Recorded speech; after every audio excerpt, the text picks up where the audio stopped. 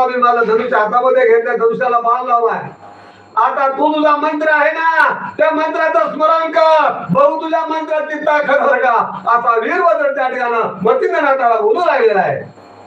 मच्छिंद्र म्हणे राम मंत्र तुटे वाटला पवित्र परितेनेच सुखी पंचवक्र दुःख रेसी मुकलासे.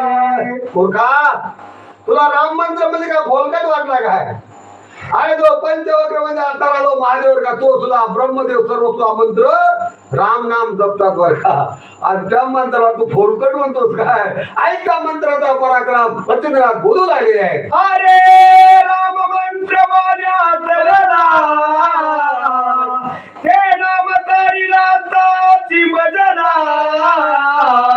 परी सावध होई तू वही खावहिला राम मंत्रा वेगळा.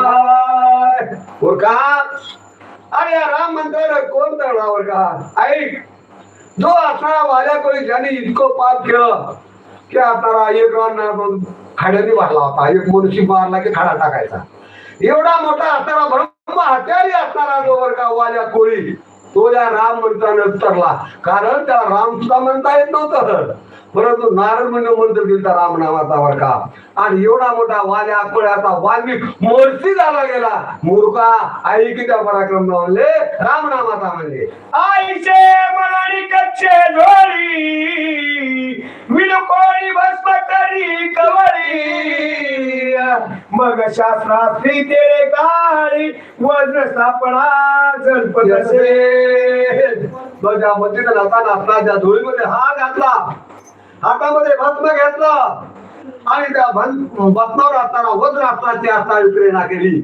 आणि आता तो वज्र नावाचा मंत्र त्या भस्मावर असताना मच्छिंद्रनाथाला उच्चार केलेला म्हणतात. पूर्ण प्रयोग घालवली धाटी भोवती फिरवी भस्माची मोठी हे करोनी वज्र दाटी दाई दिशा फिरवी तसे.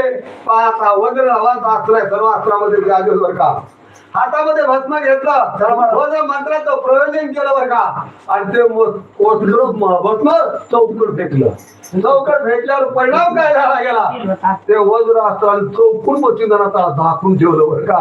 अशा प्रकारचा असणारा प्रयोग झाला आणि असणारा मच्छिंद्रनाथाने केलेला आहे. आणि ककरी कवळी भस्म या शिविरोकी योगद्रुमा तो वीरभद्रे सायके परम निर्वाण बाण सोडिला. पुन्हा आता मच्छिंद्रनाथाला पुन्हा धुळीमध्ये हात घातला, पुन्हा आता भस्म घेतलाय आणि दुसऱ्या मंत्राचं मच्छिंद्रनाथ प्रयोजन करणार बघा.